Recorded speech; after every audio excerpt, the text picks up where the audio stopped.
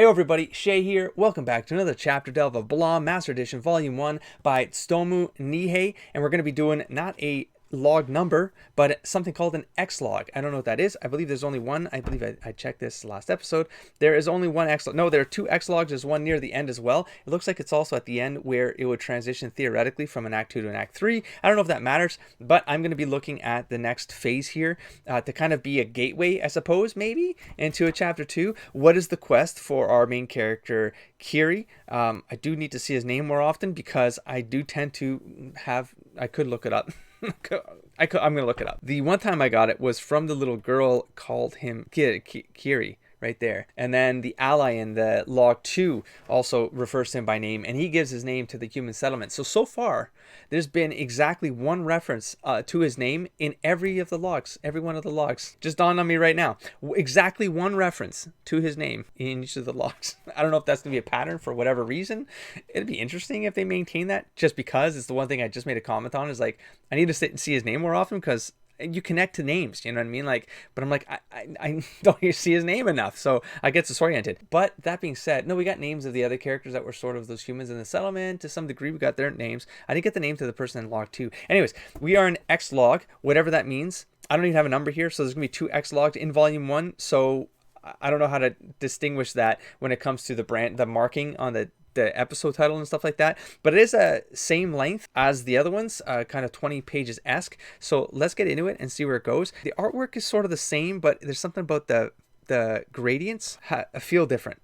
They feel smoother to me, or different. Less so here, but not really, because I still feel like there's more contrast going on, maybe, or thicker lines. Maybe this was drawn on smaller paper. It's strange that I would know things like this, but if you're using the same pen, obviously on smaller paper, you scan it in, and the width of the pen, it might be minimal. It might be very hard to detect, but I mean, because I've studied art, I sort of notice little things like that. So I wonder if this was drawn on a different size and it was blown up, and so that's why it feels different to me. Yeah, these colors feel a lot deeper. There's a lot more of that heavy contrast, and it doesn't even use lines to really complete the form. It's using gradients. I don't recall that from the other stuff, but these lines, they're way deeper, way darker. The blacks are way, oops, that was very loud, way deeper blacks. I mean, we got a deep black here, but see, like in something like this, it's gray toned, and most of the pages are gray toned. See, even in this background here, gray toned. That shadow is black, sure. I know this is weird, strange little details here, but only when it's like holes going into nowhere, they're using black. And of course, that's to create depth with ink,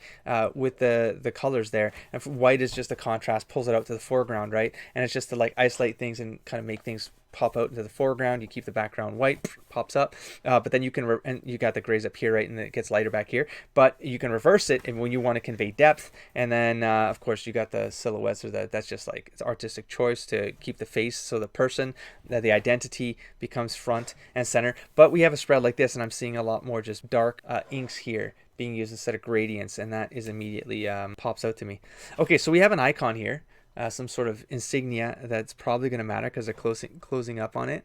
This is a dead person, I suppose. I mean, it could be anything really, right? But it looks like maybe the head is there, and this is like a mask that is drooped down. I don't know. I don't know. I'm having, because that's probably hair, like a head with hair.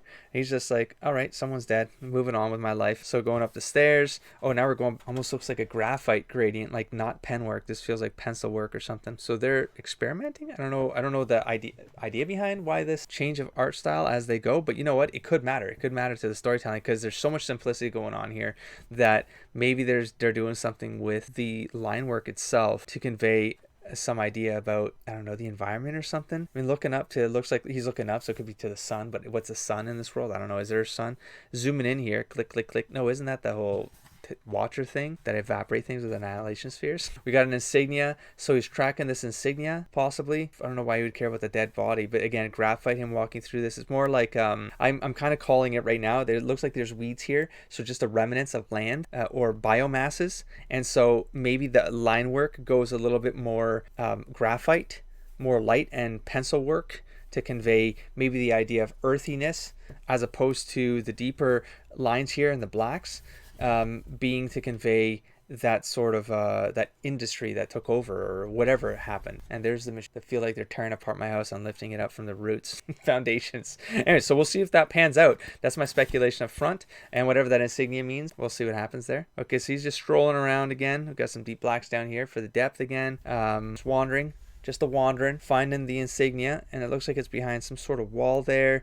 He approaches it. Are those units or something? It looks like pipelines or something. Maybe liquids are flowing through this, because why would they, if they're not focusing on it? But there's just enough repetition in the scenes that now I'm wondering if that's going to be part of the story. Like, that's a different color there. Simple things. And in here, like, why is he looking here? Why is the focus? Why is it taking our focus into here? You know, that might be part of the storyline.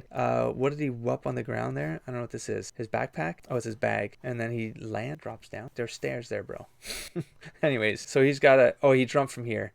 I barely noticed that. There's just a little bit of a mark there. So he lands here.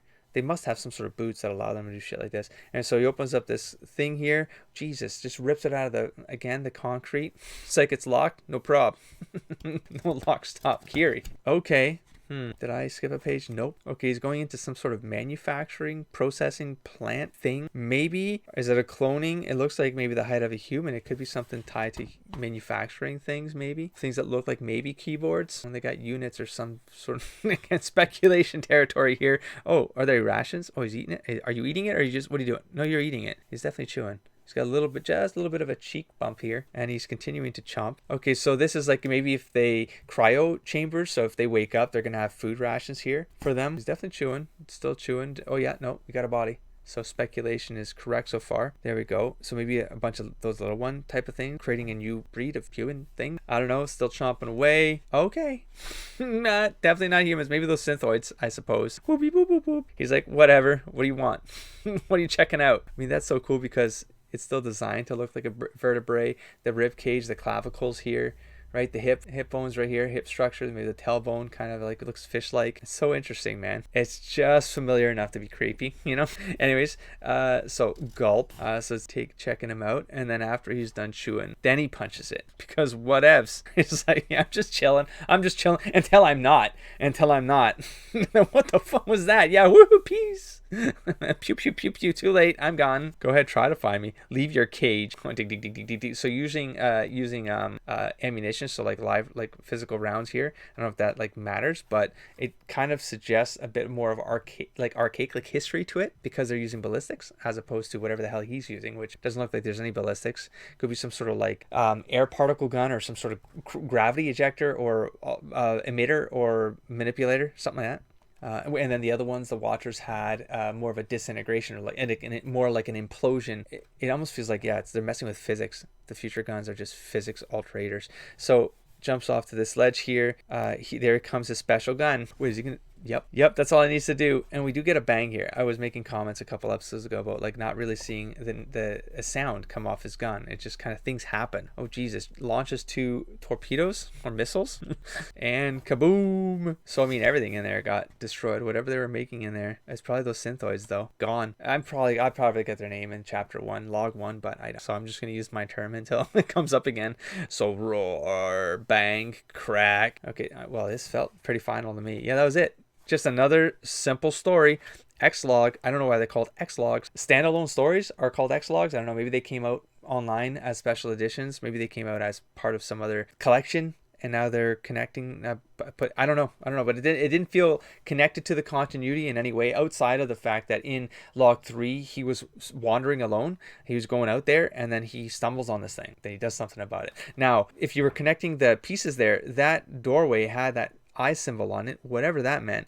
But the eye symbol, going back way to Act 1 here of this particular log, we see it here on this. So whatever this unit is potentially came out of those chambers, maybe, or they were the last person in there to make sure everything was working, and then they got out. I don't know. You kind of have to guess. You have to speculate, and maybe this gets answered later on. I mean, it looks like just like a doll in there. I don't know if they're real or not, but he definitely blew it up. Anyways, that was some sort of operation happening with the eyeball people. The eyeball flag people. It is no more. In any case, that's our X-Log. We're going to be moving on to, it has a splash page here. It doesn't look like the cover, to the next page, so I'm going to take a chance and just flip it and see what happens. Okay, we have another shot here. So maybe there were just some pinups or some posters that were released for something at some point. Got another one here. No special other symbols here like the eye or anything like that. And then we have log 4, so the next chapter. So that's another one down. I mean, these go super fast, but look how thick this friggin' book is. That's insane, right? But they go so fast. And it does tell a story. Strangely enough, as lightweight as they are, it carries you through. I mean, I'm kind of impressed. Again, maybe it's the size of it. Honestly, if this was just a manga, I don't know how it would feel to me. I feel like it feels cooler because of the size to me. That makes sense. I don't know if anyone else feels that way about Blom, but in any case, that's another video down. Give it a like if you enjoyed it. Share it amongst your friends and communities, and of course, subscribe if you haven't already. I'll catch you in the next stack of videos. Don't forget to explore, engage, and inspire, buddy. Peace.